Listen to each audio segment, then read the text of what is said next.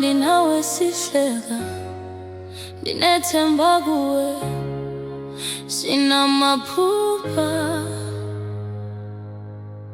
Namhlanje ndimindedwa, ungakhange uthethe nami, ndijonge ifowuni zami uthule kwaka.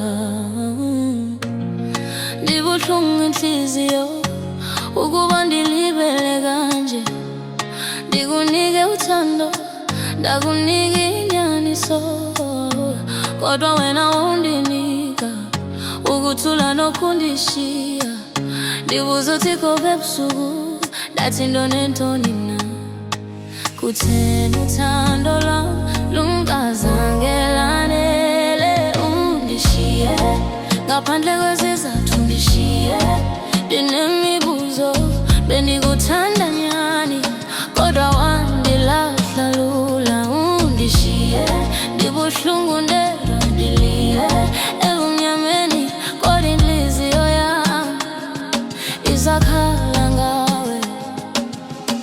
Ndikhumbula amazwi yakho, uthe usoze uhambe, kodwa ngoku undikhandela, ndifumana umoya kuphela. Abantu bathi mandiyeke, ndifumane omnye, kodwa inhliziyo yami isabambelela kuwe. Nandikholwa kumazwi yakho, nandikholwa kuthando lakho, ngoku ndifunda nzima ukuba uthando lubuhlungu. Undishiye ngaphandle kwesizathu, undishiye ndinemibuzo, ndandikuthanda nyani kodwa wandilahla lula. Undishiye ndibuhlungu ndedwa ebumnyameni, kodwa inhliziyo yami isakhala ngawe. Nawe uMuthixo yandikhusela kwinhliziyo ezinganyanisekanga, mhlawumbi kubuhlungu lundilungiselela kungono.